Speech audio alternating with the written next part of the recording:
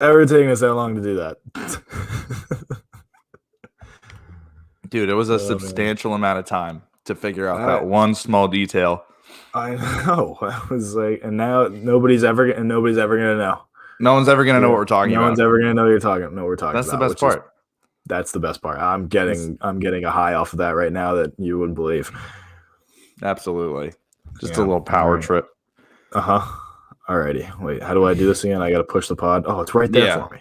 There we go. Push the pod.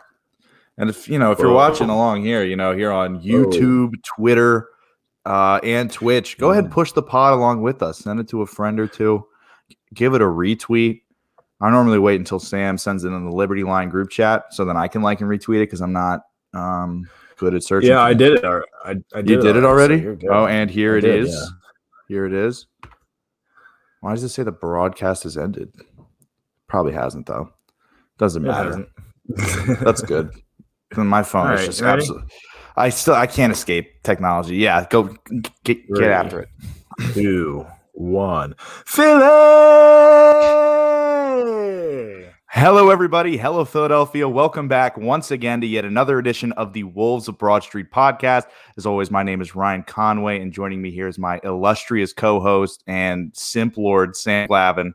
And, of course, we have our producer behind the glass, Seamus G, an absolute menace with the iMovie, putting together those pretty sweet highlights that were posted on YouTube, Instagram, Twitter, all over the place. And we are now streaming live from the Liberty Line Podcast Network, both, of course, on Twitch and on Twitter. But now we're also streaming from the Wolves of Broad Street YouTube page. I don't know why we didn't think to do it before, but Seamus G hit us up in in the chat, like maybe we should try this out. And, that's, the idea man at work right there. The idea guy. Yep. It's the idea guy. Oh, we got so much love already in the chat. This is so Wolves great. Night is my favorite night of the week from the one and only Sixers reporter, Kevin McCormick. That's it. And of course, Bob is in the chat. We have everybody here. Sam, obviously we're going to talk about the Phillies, but first of all, how have you been? What have you been up to? Good, man. I got back from vacation. I was in Avalon all last week. Avalon's a really fun place. Was at the beach doing beach stuff, and went out a couple nights. That was pretty fun. Got to spend some quality time with my family and our family friends. That was a lot of fun. And then I went to Philly on Saturday with some of my friends from high school. That was pretty fun. Went to this club called Concourse that apparently Vic wanted to go to. And I felt like an asshole because I didn't invite him. But yeah, Vic, it's fine. I'm not worried about it. Bob, I did hit up the Princeton. The Princeton is fantastic. That's one of the places I went out to. It was really good. That's pretty much it. What have you been doing, man? I mean, dude, I finally finished working. I'm done. Yes, you did. I'm getting set to go to school, and I'm good to go. So I am going to celebrate a little bit. I am going down South Carolina with my extended family as a whole, and we're going to see what we can get into. Definitely play a little golf, and definitely watch some Phillies. I cannot wait to sit back with an ice cold beer and watch this version of the Phillies that we've been getting. That was the one thing that I didn't get to do while I was at the beach was watch the Phillies because it was the All-Star break. I didn't watch a single Phillies game while I was at the beach, which is like, how did we plan? We couldn't have planned that like any worse. Yeah, it's pretty brutal. Yeah, it's not a big deal though. It probably would have made me miserable, but they were playing well. So yeah, man. Yeah. So they're kind of defying what we've said over the past couple months, saying they don't have a shot. They need to be sellers at the deadline. We're now how many games back of the Mets right now? 2, I believe. 1 or 2 games back from the Mets. Dude, we just got to reload. We just got to get some more arms and just out of nowhere, and just make it happen. So, who are you looking at? Is there something a need that we need to address? What's the situation with the Phillies? I'm thinking, I definitely think we need to add another bat into the lineup. I mean, I know the lineup is probably like the least of our concerns right now, but definitely adding another bat will definitely help out the pitching staff that we have going on right now. I mean, we take a look at, I would love to also add another starter, but I'll continue with the bats though. I would love to add a guy like Chris Bryant or a guy like Starling Marte. That would be fantastic. we can't go wrong with any of those guys. I don't know what we would have to give up. I definitely don't want to give up Bohm. That's one of those things where I'm like, he's been good. He's been okay. Like he hasn't been what he was last year, no question about it. But let's say my dogs are going nuts in the background right now. I'm losing my train of thought. It's first show back, and you got to work out the kinks. Dude. After our very own All-Star break, dude. I've been really impressed with our pitching as of recent. Even though Ranger Suarez technically blew a save, regardless of that fact, we've seen some really good outings. And Zach Wheeler had his second bad game of the year. Yeah, it's gonna happen from time to time. It's gonna happen. Did you see Tyrone was shredding him? You see Tyrone was shredding him? That made zero sense. That made zero. I already hate that show. Like I don't like anybody. I don't like Tyrone. I don't like Missinelli. I don't like. Well, she's not even there anymore. I don't like any of those people, and he just totally emphasized that. Like I cannot stand Tyrone, and I can't stand anybody in the Philly media, if I'm being honest, other than our own the Liberty Line people. Of course. No, yeah, dude, that whole Tyrone Twitter rant really kind of threw me for a loop because he's just like, do you guys forget about this start before the All-Star break happened? I'm like, I don't care anymore. Like, are you like the one start? Like, okay, great, cool, awesome. Like, let's take a look at what we've got here. We've got who would be the best pitcher probably in the National League if not for the one and only Jacob deGrom, just because he's an alien. And that's in no way a slight to Zach Wheeler. That's just the facts of the case. It's just there's an S tier and then there's everybody else. But yeah, I think if we just get a couple arms, Cole Hamels obviously is an intriguing name. Are you interested in getting him back here in Philly's pinstripes?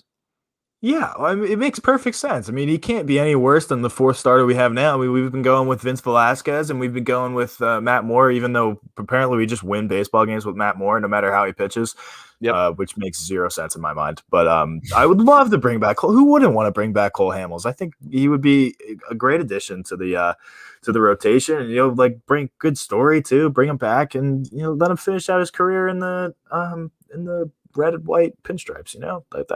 That's great. I would love to have him there. I mean, and I'm pretty sure like we wouldn't have to give up anything for him. We just have to sign him to like a vet minimum or whatever that is. Yeah. I don't really know the details on that, but apparently he worked out, and he's a lefty too, like a lefty in the starting rotation that other than Matt Moore is fantastic.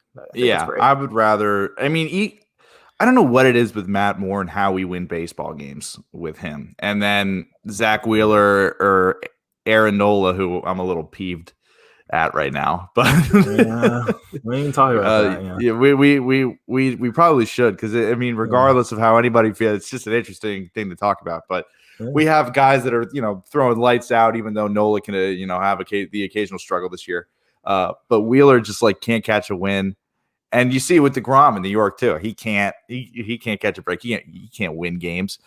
But then Matt Moore's up and we hang like 17 runs. And then it's just like, oh, cool. He had a blow up start, gave up 6 in 3 innings and like walked 4. But then it's completely, in the past and doesn't matter. That's why wins as a pitcher stat are just so.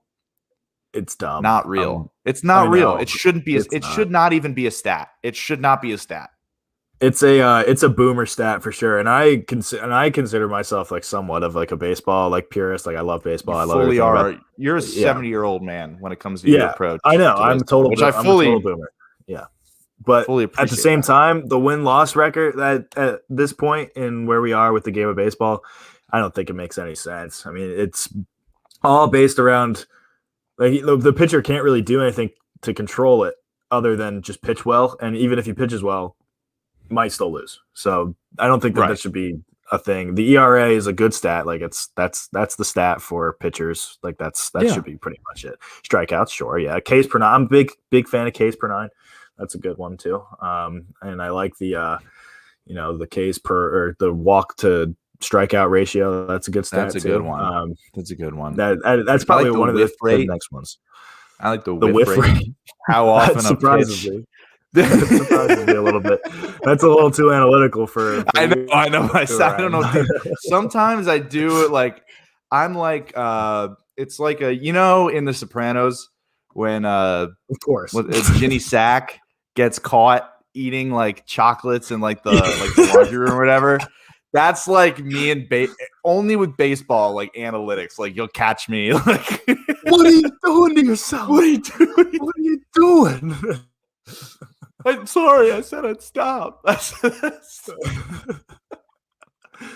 How did that even come up? Oh my god, we just love The Sopranos. Like it's dude. I mean, if you're hosting a Philly sports talk show on any platform and you're not talking about The Sopranos, I mean, this is something that, back when Mikey Miss was doing it with Mertitas, The Sopranos references, pretty much whenever Mertitas is in the mix, honestly, The Sopranos references really come out. And so but I think that was a pretty solid reference. I'm not gonna lie. I got a quick question for you. So if you actually, you know what, I got two questions. So like I'm gonna start it off with a not so serious question, and then I'm gonna get to the serious question. All right. If Odubel Herrera was a character in The Sopranos, who would he be?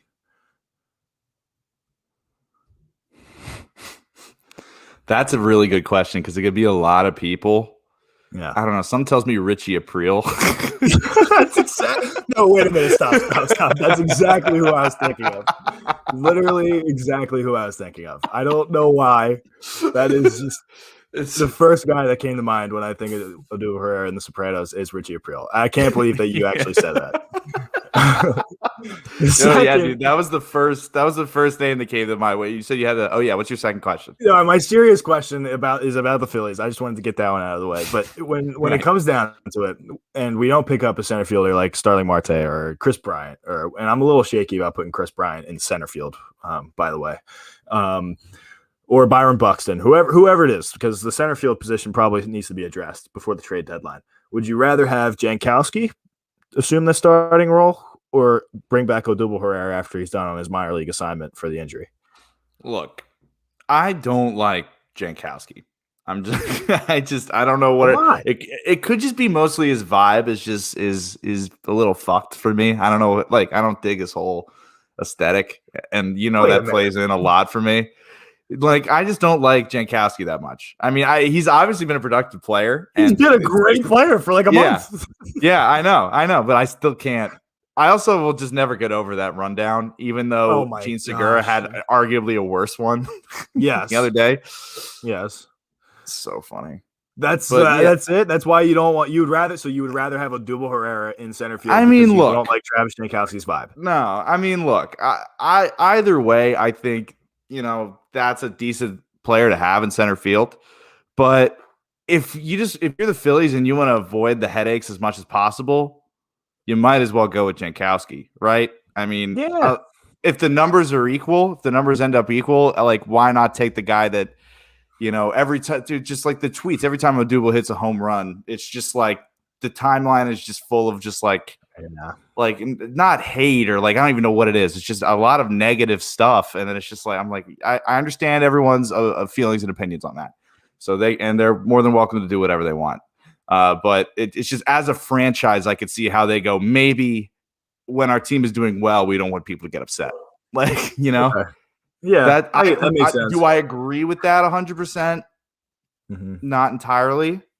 Sure. But also, I will say, outside of that base path mistake, he is, at least if you remember the old Odubel of old, with those with the base running mistakes, Jankowski is a little better on the pass, and I think he's a little quicker. I think he is. He's fast. Yeah, he's fast. He was sliding into third. Was it last night or 2 nights ago? I think last night on a bunt. Oh wait, no, that was extras. That was the 10th inning. Yes, that was. You're right. Yeah, that was the game before the game before the game. Yeah. Yeah, that was the inning before the game yesterday. That's what it was. Yeah, when they bunted him over, he was already sliding before the shortstop or third baseman could even throw it to first base. So he's got the speed. So Jank is probably the future in center field as it stands right now. looking at it holistically. I would agree. I mean, Odubel, he's been having like an okay year. He's very up and down. He's probably the second streakiest hitter on the team besides Rhys Hoskins. He'd be the streakiest hitter on any other team except the Phillies. Like it makes no sense. But yeah, I've really liked Jankowski's game so far, and I think that the biggest thing for me is that dude just doesn't strike out. Like every time I watch him, he's putting the ball in play. I mean, he's either dropping a bunt down, trying to get on base, or he's like slapping a single like up the middle, or something like that. He's stealing bags. He's being really aggressive, stealing those bags for us. I've really liked his game so far. He's hitting like 345 or something right now. I mean, he doesn't play a lot of games. Like he doesn't play too much, but he's hitting like well over 300 right now. He's playing some really good baseball. He's playing the best baseball of his career right now. Basically, is what I'm saying, because he didn't do that. He didn't do very well with the Padres, and he's on a minor league deal here.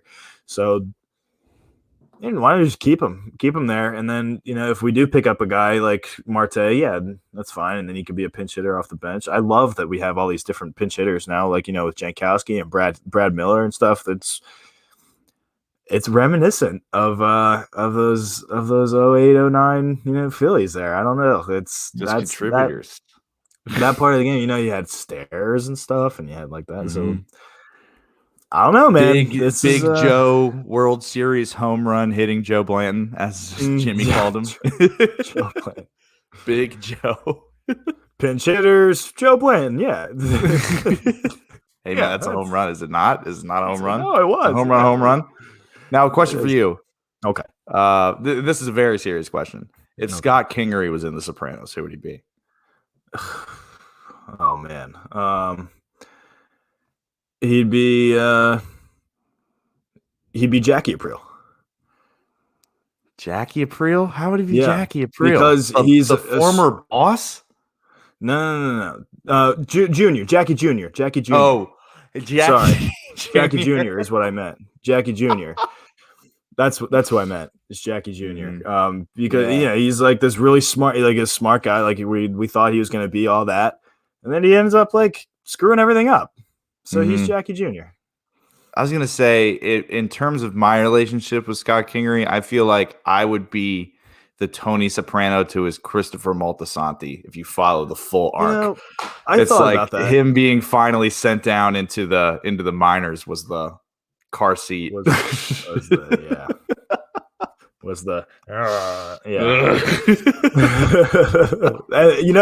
That's good for your relationship with Scott Kingery, because you bought the jersey. Like you bought the jersey. You gave him everything. I gave him everything. I all the support in the world, and what's he doing other than hanging out with Mickey Moniak on a nightly basis now? What the fuck? How the mighty have fallen. He got a major league deal. Hurt. Isn't he hurt now? He's hurt. They probably still hang out. Yeah, they probably do. You're right. They probably do hang out. Oh, yeah. I forgot he did. I totally forgot. He did get season-ending shoulder surgery. I totally forgot about that. Yeah. Well, another lost year for the one Scotty Jetpacks. Dude, he's done. That's it. No, yeah. That's it, dude. And I thought, I thought it was going to be okay. Like, you go down the minor leagues, you see if he could figure it out. How do you think bring it was going to be okay?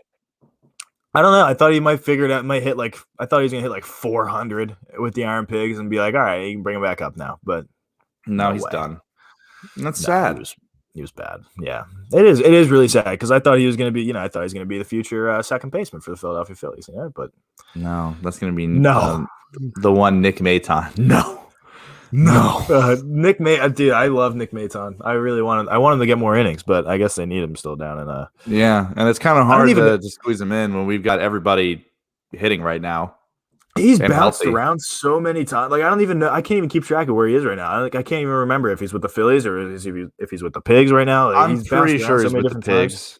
Is he? I want to say, yeah, because I mean we've got and this is just totally off guessing because we've got both Chilliams and Jankowski up right now. I mean, I would assume based on the rest of and Torreyes. So I would assume, dude, Torreyes is an animal. You know what my dad said to me the other day, and I totally don't know if I agree with it or not. He was like, he gives me Chooch vibes, is what my dad said. He is like a fun little guy. Yeah, that's like I see that. And I was like, "Whoa, Dad, that's a pretty steamy take." And he was like, "Well, That's steamy, but what's a steamy take?" I'm like, Never mind, never mind. never mind, Dad. That's interesting. That's an interesting comparison you made there, Dad. And I can't decide if I agree with it or not because Chooch is one of my favorite Phillies baseball players of all time. And I don't know. He's producing like he is. I mean, with the bat, and he's a hustler for sure. I don't know, man. I It's don't kind of disagree with him at all, honestly. I don't know if I'm fully willing to hop on board with that quite at this moment.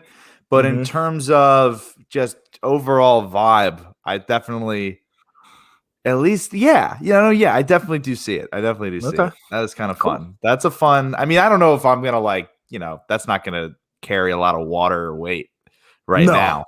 We'll see. No, because as soon as he time starts goes sucking, as soon as he starts to suck again, then we'll be all up on his jock, and it'll be terrible. But absolutely, and then he'll come out with a podcast interview and say that we boo our teams too much, and and then everything will go to shit. Yeah, pretty much. That's usually how things work in the city. But honestly, all the Phillies need to do is they need to acquire a couple more pieces. And just keep playing the way they're playing right now, man. I don't know. And we haven't heard a lick about Girardi recently because he's been making all the right moves. I loved all the lineups that he's put together so far. It's wild. amazing. It's amazing what'll happen to you if you just start making the right decisions and winning games. Just nobody talks about you anymore. Which is can I add another thing too? Sure. People got healthy. Yeah. And then everyone stopped blaming Girardi. And it's just like, and myself included, there was a point I was ready to just fire Joe Girardi into the sun. I was just like, you are. I was too. Yeah. I'm like, you're a senile old man at this point, like trying to coach this team. Your World Series ring was on the back of a bullpen that you just could pick out. You could pick anybody out and just go throw. Yeah, you do that. You're good. You're good, but you can't do that with this bullpen. You gotta actually put some thought into it. You gotta put some thought in the lineup too, because this is a tough career test for our Joe Girardi. But he looks like he's turning it around a little bit. So we'll see. I have liked Ranger at closer. I know that because he has, at least before that 2-run jack that he gave up yesterday, he's had the second lowest ERA out of any reliever, or at least in the National League, behind only Craig Kimbrell, who might be a Philly soon. So who might be a Philly soon. So that would be great to have the two lowest. I mean, I don't know what the 2-run jack does. I don't know how much that's going to change things for a relief pitcher's ERA, but it's still to have two. Exactly my point. Exactly. So, but yeah, if we can get Kimbrell and Hamels, and I don't even know who else.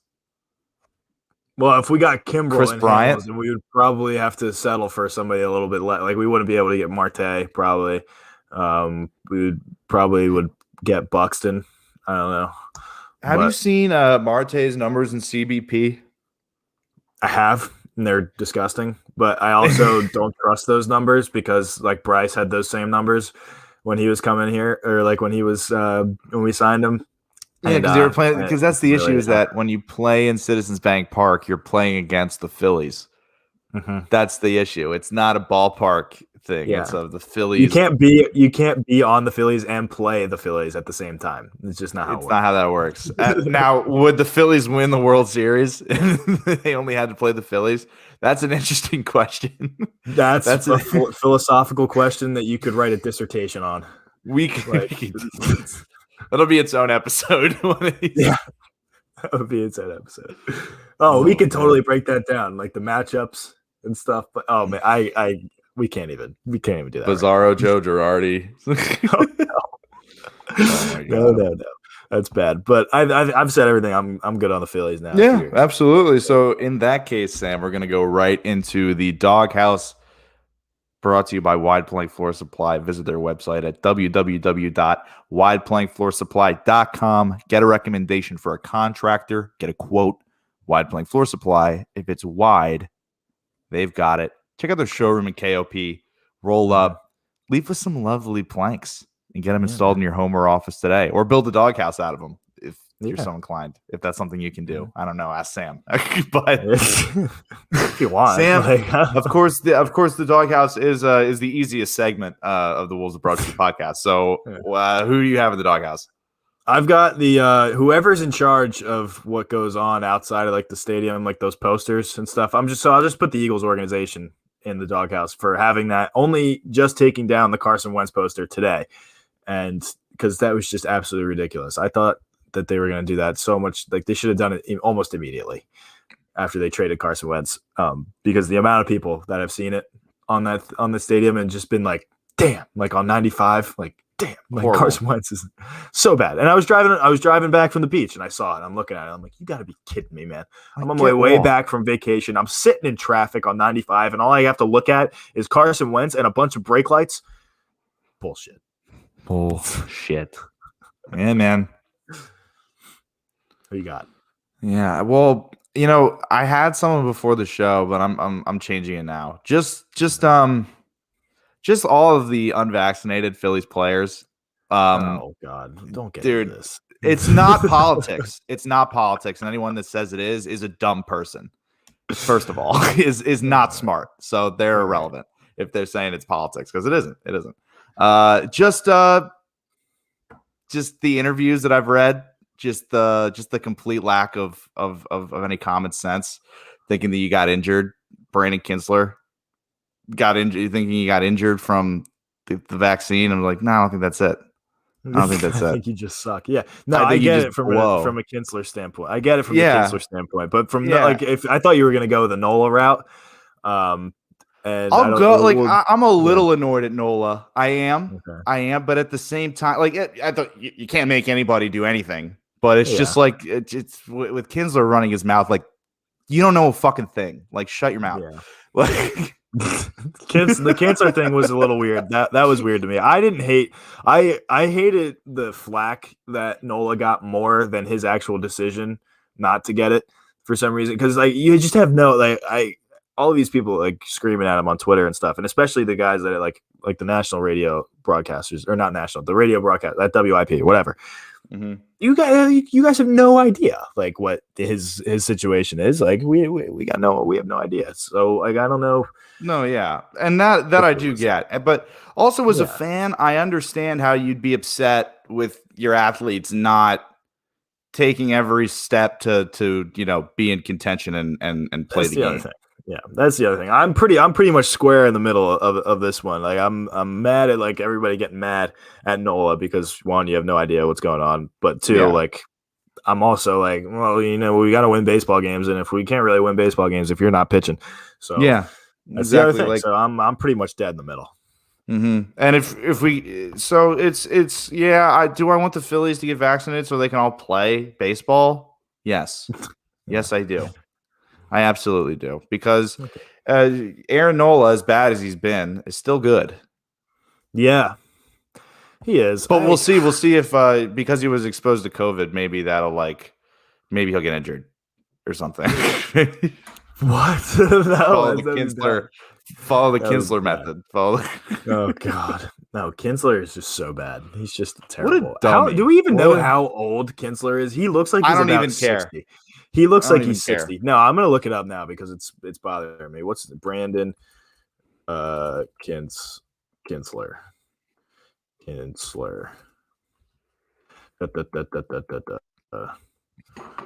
That's not his name, is it? Oh my God.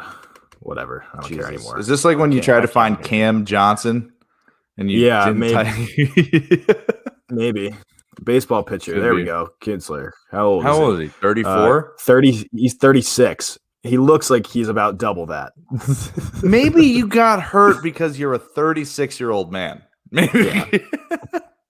Probably with salt and pepper in your beard and like, oh my God, he's so old and he's such a bum. All right, I'm done talking about it. What a stupid ass. All right, so that's going to do it for the Doghouse, brought to you by Wide Plank Floor Supply. Visit their website at www.wideplankfloorsupply.com. Get a recommendation for a contractor.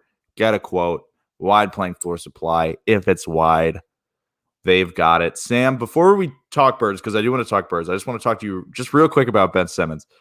and I want to get your all take on the story because right. Okay.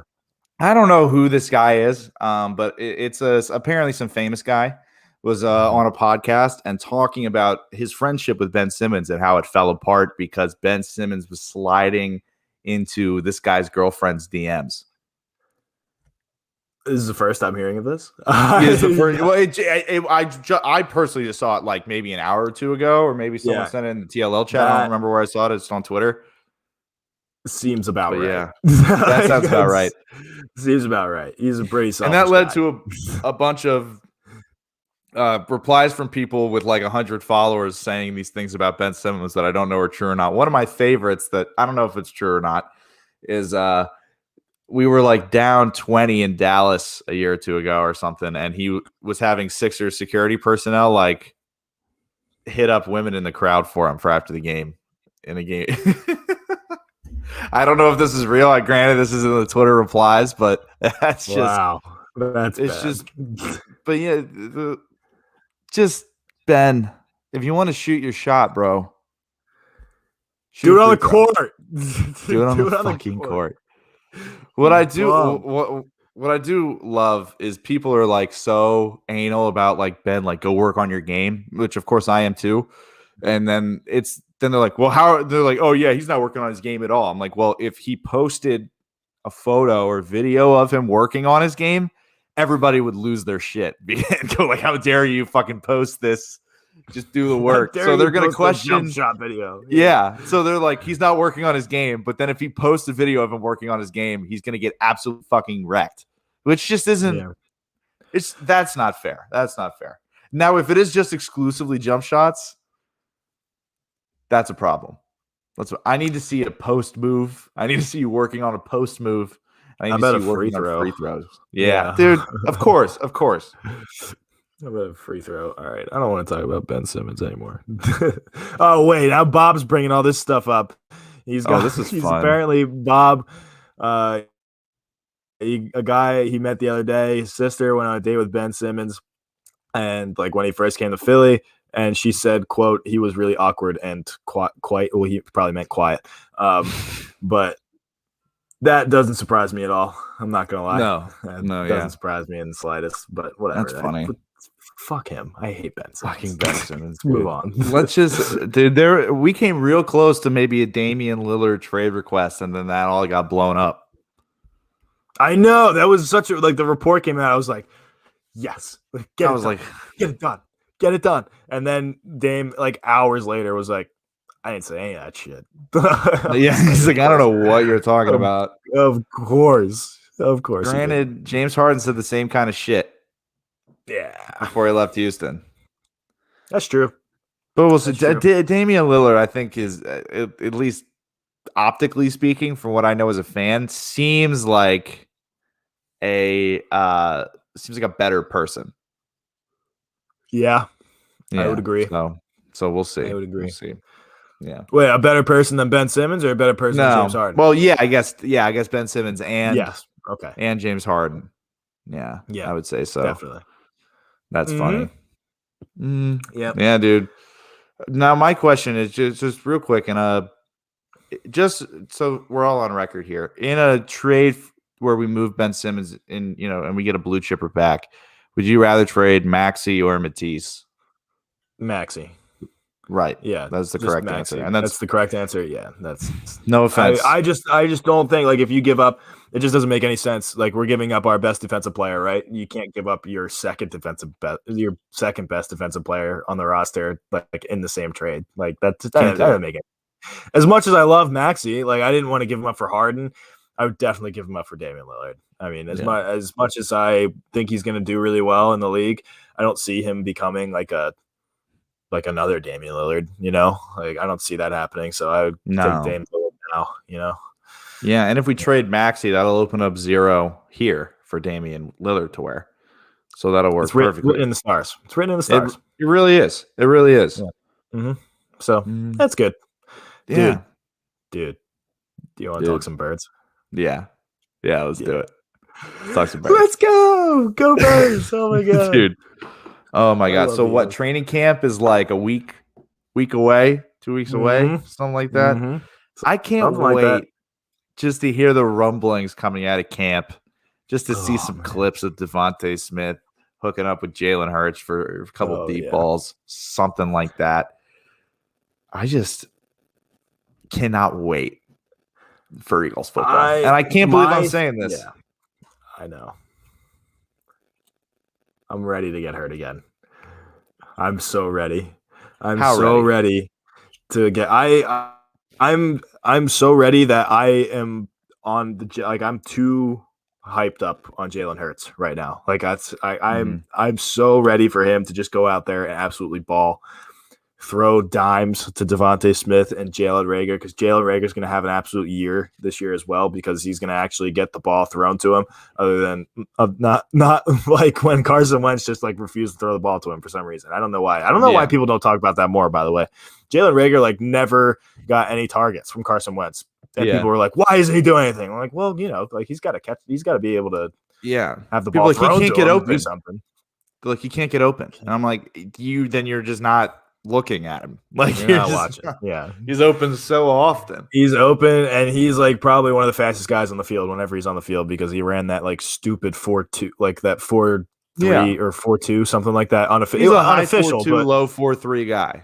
Yeah, it was unofficial when he did the 4.2 one, but like that's still crazy speed. Like he's going to be good this year, and I think Jalen Hurts is going to be able to utilize him pretty well. And obviously Devontae Smith. One thing I really want a veteran receiver in that core, because you got a lot of guys with like not a whole bunch of experience. I mean, I'm not ready to call Greg Ward a veteran receiver, I wouldn't call him that. No, he's been on the team for 3 or 4 years now, but I'm not ready to call him veteran. Like, is that who we want as the leader in our wide receiver No, room? it's definitely not. And I don't want. And as good as Devontae Smith, I think he's going to be. He's a rookie. Like, he's not a give him leader some yet. time to. I mean, he might be. He might come in and he might take over the locker room and he might be that guy. I mean, I don't know. Doesn't seem too much like that kind of guy. Yeah, I don't get that vibe from him, but which is fine. Especially because he's boys with Jalen. He probably doesn't want to step on any toes. I think Jalen Hurts is going to be the leader, he's a leader. He's a dog. Dude, some people wanted Jalen Hurts up on the side of the stadium. I'm like, what? Did we not just have this happen? Like, did we not just take down a quarterback where we thought he was going to be the next best thing since sliced bread? And did we not and then if they did, and then we traded them away, it would take 3 years to take that freaking thing down off of the stadium. So like, I don't know why people. Oh my God, so annoying. I'm never gonna forgive Carson Wentz, dude. No, can't do it. It's just so many hours of my life spent defending him, reading Victor Williams tweets before we actually started writing at the Liberty line. Yeah. Just to, find more Carson-friendly stats. And yet all of those mental gymnastics, the verbal hoops we had to jump through on Twitter, on the podcast, it just fell on deaf ears. He's like, oh, Joe Giglio's mean to me. I want Frank Reich back. I want to leave. I miss Frank. Yeah. So annoying. There's too many people. Oh. Just so bad. Yeah. Oh, God, I don't even want to talk about it anymore. I'm done. Philadelphia's community is too diverse. I'm uncomfortable. Oh my God. Stop. Oh God, it's so bad. No, I wonder how that's gonna feel just for people with headphones in, listening to the just with no video on the. This is also this podcast is available on Apple Podcasts, Spotify, Google Podcasts. I signed us up for Audible. I don't know if we're there, but you can check that out. I didn't even know that. What the hell is Audible? Audible's the audiobook website, but I think they do podcasts too. Because why not? And then I signed up for the iHeartRadio too. So check those out. But sure. Yeah, and of course check out the highlights and shit. But Sam, I do want to talk to you about Dallas Goedert, because honestly, I think having Zach Ertz on this team is gonna, if not used correctly, is gonna take away from Dallas Goedert. I'm worried that might happen. I don't know. I think I want Zach Ertz to be somewhere else. But I'm not like I'm not itching for him to get back. Like I don't want him. Like if he doesn't want to be here, then get him out of here. But like it just seems like it's such a weird. I've never seen anything like this happen before. Like where a guy like expresses his interest, like he complains, and then he's like super sad to leave Philly. That picture like after the final game or whatever, and nothing's been done yet. Like, it nothing's just happened. blows my mind. I have no idea what's going on. Like I don't know what they're talking about. Nobody knows. Not even like the insiders know like what's going on with that deal. But I don't know that it would like impede on Dallas Goedert's ability to be great. I mean, I think that he should be the number one tight end over Zach Ertz this year. Yes. But I just don't, and I think that would piss Zach Ertz off. So that's what the Eagles need to do. They need to. That's what I'm. They need to say, about. hey, like Dallas Goedert's gonna be the number one tight end this year, and if you want to stay, you're gonna have to be number two, and then that's what'll get him out. He'll get out of there. Yeah, he's like, as soon as you say that, he's out. Writing is on the wall. I mean, writing's been on the wall since we drafted Dallas Goedert. I mean, we were talking about that in 2019 when we first started the Wolves podcast. We were talking about how Dallas Goedert was already the best tight end on the team. Yeah. And he is, and whether or not that was true. And it's been 2 years now, and he if he wasn't then, he definitely is now. Totally. There was an ESPN insider poll, and they ranked Dallas Goedert as the 6th best tight end behind like the best type, but like Kittle, Kelsey, and those guys, like legitimate, bona fide stud tight ends. And then there's Dallas Goedert right in the mix with those guys. Which is great. I think I think he is. And as long as he can stay healthy, because he had some issues last year. But as long as he can stay healthy, because that was the biggest thing with Zach Ertz, was he was pretty much healthy his entire career with the Eagles. And he was probably the most reliable receiver. He definitely was the most reliable receiver in that whatever 5. How many years has he been here? 6, 7, 8 years? Yeah. I want to say he was drafted in like 2013 or something like that. That's what I want to say too. So 8 years. Maybe? So we'll call it 8 years. Yeah, we'll call it 8 years. So in his 8 year, I mean, he's probably been the most consistent receiver that the Eagles have had through those 8 years. That's without a doubt. Yeah, that's why I question. So I mean, you saw him put up the receiving record or receptions record for a tight end. I mean, I know. I took a picture of it next to it in Canton, Ohio. His jersey's in there, and I took a picture next to it. Absolutely, because I mean that's a historic feat, and he's a historically great tight end. But I mean, and he's not going to go the way of Brent Selleck, where he's going to be able to stay on the team for less money and move into that blocking tight end, secondary, tertiary tight end type of guy. That's not the trajectory of his career at all, and that's okay. But then that's gonna get in the way, especially when we have Richard Rodgers on the roster as well. Dick Rod. I love Dick Rod on the squad. Very nice. Yeah, dude. So I'm looking forward to see what happens. Yeah, I think Dallas Goedert's gonna be fine. My only concern with Dallas Goedert is if he can stay healthy. That's it. He'll do the rest. I think Jalen Hurts will use him. I don't think it'll be like a Carson Wentz, Zach Ertz type of relationship. I think he'll be more like I don't know, he won't be the first option. I really do think that Devontae Smith is always going to be Jalen Hurts' first option, just because he's already played with him. Like he's already had that established chemistry. I mean, playing with him in college and now training with him now wherever they are. They're not even training in Philly right now. I don't think they're training somewhere else, but they're together. Yeah. So we'll see. We will see. Man. It's all we said this last episode. It's all question marks with this Eagles football team right now. All question marks. We got nothing set in stone. The only thing that we know is that the defensive line is good. That's it. Yeah, exactly. The defensive line is good, and the offensive line on paper is excellent. On paper is excellent, but then the question mark there is the injuries. Like we don't, and the age of the other guys. Like we don't know how's Brandon Brooks going to be this year. How's Jason Kelsey going to be this year? Like Jason Kelsey will play his dick off, but you know that. That's never. He's getting old. He's getting old. So exactly. I think he's got a year or two left in the tank. Yeah. And then Landon Dickerson and dude Nate Herbig apparently people love this guy.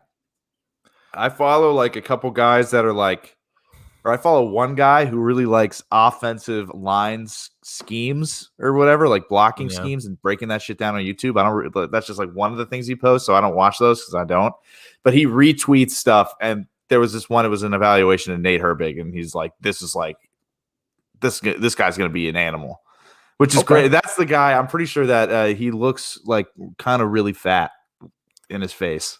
Like he's got like a funny fat guy face. Well, I mean, he's an under offensive the helmet. lineman. I know, but like, there's the way his cheeks get squeezed together in the helmet.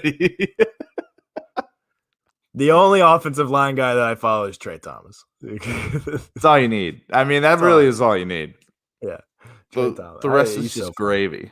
Yeah, he's so funny. Though. I love his stuff. We've got a lot of like quality. The left tackle battle is something I want to keep an eye on because. Very true. Granted, I did write that one article about Andre Dillard where I was purposefully mean for comedic purposes. Yeah. People are saying that he's going to be the starting left tackle, and I'm just like, that's not true. I believe that Jordan Mailata will be the starting left tackle for the Philadelphia Eagles starting this year and for the next decade. And I think he should. I think he should be. I mean, he's shown way more than Andre Dillard has, even though he's like, but everybody's always like, oh, well, then we wasted a first-round pick. Oh, well, we waste picks all the time. So it's nothing not new about the pick. Yeah, this is nothing new. Like it's not about the pick. Like Jordan Mailata has clearly worked his tail off to get to where he is now. Where we drafted him the Super Bowl year, right? I think Mailata, 7th round, I want to say. Yeah, and he wasn't even a football player. He's a rugby guy. He was like the best rugby player in the world. And we turned him, and it took him 4 years to get to where he is now. I mean, like he's a grinder. He's a total grinder, and he played fantastic in that second half of the season when he needed to step up and play because Andre Dillard. What, did he get hurt or did he just suck? I can't remember. He tore his pec. That's right, or something before the season, or a few games in. Yeah. So that's going to be something interesting too. Yeah, there's just so many unknown quantities with this Birds team. And I think that's contributing to the national media having a rosier outlook on the Eagles season. A lot of national pundits are really looking forward to watching the Eagles and thinking that they're going to be successful, which just proves to me that they either don't know anything about football or I just hate the Eagles that much that I am refusing to acknowledge.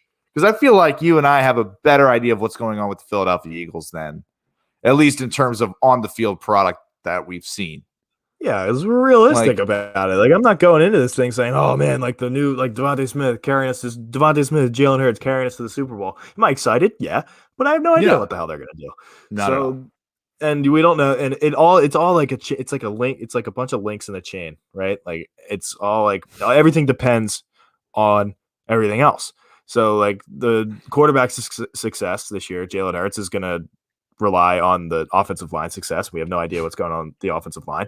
It's also the same for the running backs. We have no idea what Miles Sanders is going to be able to do because of the offensive line.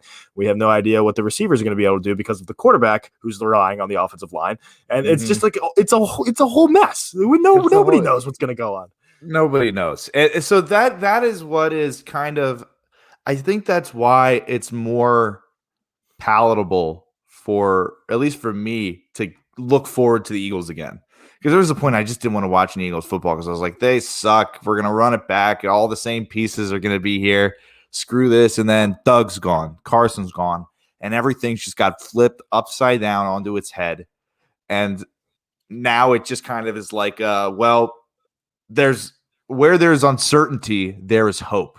Hope can form.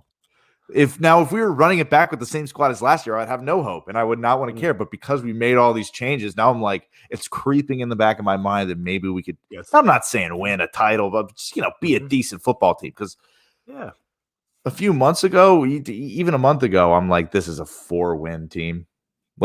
Now maybe 6, 7. Yeah. I'm more leaning towards 8 or 9, I like this squad, man. I like it. I think the only thing there's one thing I want to get to after this, but there's the only thing right now for me is the secondary, right? Like the secondary is the biggest hole I think right now in this squad. Oh yeah, without a doubt. I mean, who do we have? Darius Slay. That's it. If Michael Jacquet is the starting quarterback for this Eagles team, then they are going to be a 4-win team because that's not. And that's no offense to Straight Jacket. He's just not good. He just sucks. Like, I don't know what to tell you. Like, he's just terrible. But you know whose name that we haven't mentioned yet, and probably the biggest question mark of all? Who? Nick Sirianni. That really is the biggest thing. The head coach. We went through a whole 15-minute segment here at the Eagles without mentioning the brand new fucking head coach who's going to be calling the plays. Yeah, that's going to be crazy. I mean, I have no idea. It's been a while since we've had a new head coach for the 5 Birds. years. It's been a few years. Yeah, 5 years. So Sure. we'll see what goes down. I really don't. I don't love the hate that he gets, but at the same time, I don't know anything. We need a Hard Knocks, but we've been making the playoffs too often recently. We really don't need a Hard Knocks. No, but so then I know what this guy is like. I just need it for me. I need a personal heart. Okay. I just need to be an Eagles employee is what I need. Honestly. Okay. All right. Yeah.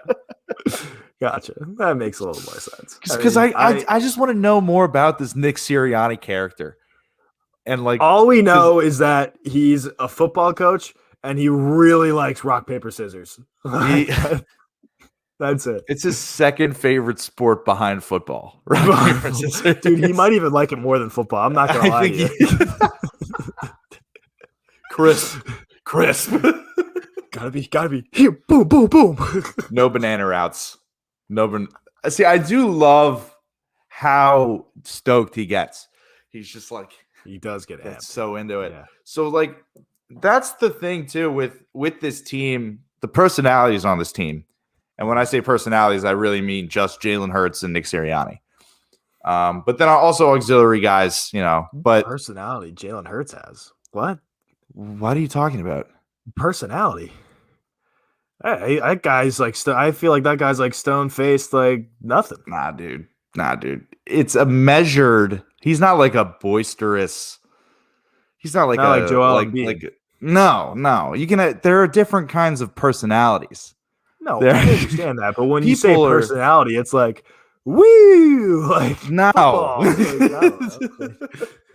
Well, it's just so you got Nick Sirianni, the lovable goober, and then you have total goober, and I love him to death for it. Yeah. But then you have Jalen Hurts, who he just inspires so much confidence in me.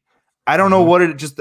So that's what part of why I'm so intrigued is that there's a high energy guy that loves football paired up with high energy, high work ethic guy, but not woo in Jalen Hurts, but someone who can really take the message from the coach. And if people think he's a little too goobery, Jalen Hurts can, kind of be hey, I'm Jalen Hurts. Look at this $1 million smile and tell me that. Tell me you don't love being in Philadelphia. He's a pretty good looking dude. I'm not. Yeah, I mean you got to give it to Jalen Hurts. You got to give credit to where credit's due. Mm-hmm. Now Jalen Hurts in The Sopranos. Go.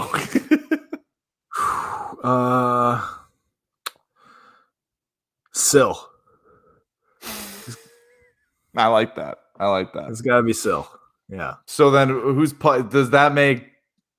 See, Nick Sirianni's easily Paulie Walnuts. Easily Paulie. Yeah, totally Paulie. He even kind of looks like a younger version of Paul. If you really I see it there a little bit.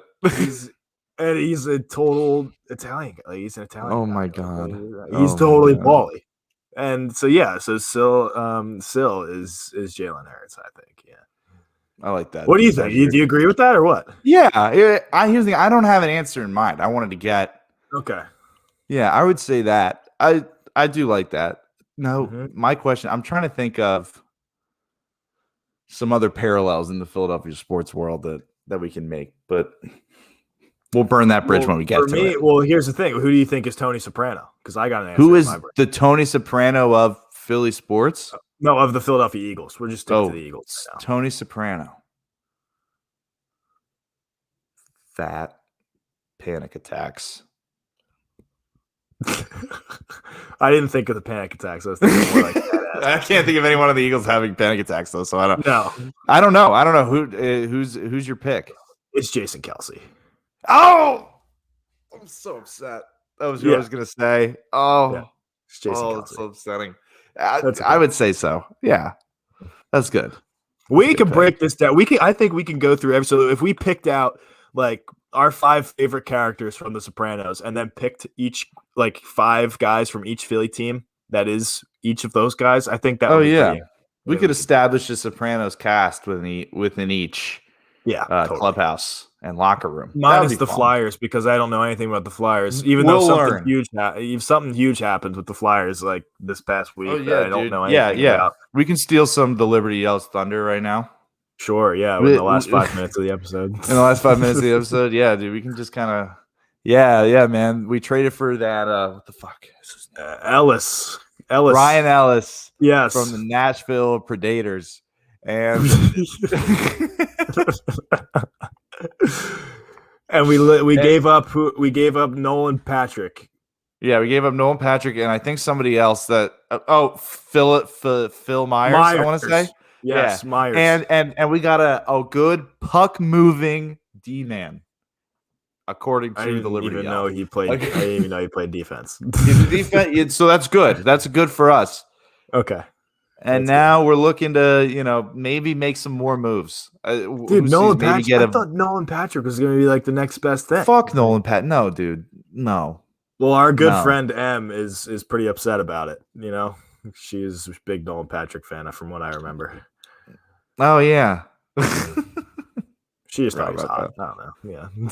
I saw her. I did slide out. I saw a post on her story. She was like, "I'm really upset about this." I was like, "All right, sorry." I bet. I bet. Fuck you. Oh man. Any more Flyers talk to add? No. What? Since when? Never. Oh my god. Now, just real quick before you do the end of the episode, and Seamus G, put this at the start of the micro content. Okay. Buy a shirt. The Liberty Line, thelibertyline.com. Buy a shirt. Buy it. Spend your money on it so then we can have it. And you get the shirt. Yeah. It seems it's a pretty fair deal. And we get your money. Yeah. Yeah, exactly. That is the present system of capital that exists. Yes. Sure. Yeah. So go in there, spend some money on it. Literally, Bob, fuck you. Buy a shirt. Buy a shirt. Dope. All right. All right. Thank you, everybody, very much for listening to this edition of the Wolves of Broad Street. I have been Sam Glavin, and with me, Ryan Conway. Follow us on Twitter at SamGlavin06, at Ryan Conway76, and of course, big shout out to the folks at the Liberty Line for letting us ramble on about their or about sports and stuff. Just sports. At Liberty Line PHL, and follow them on Twitter as well, and at Wolves Abroad ST. Buy a shirt. James G. Close us down.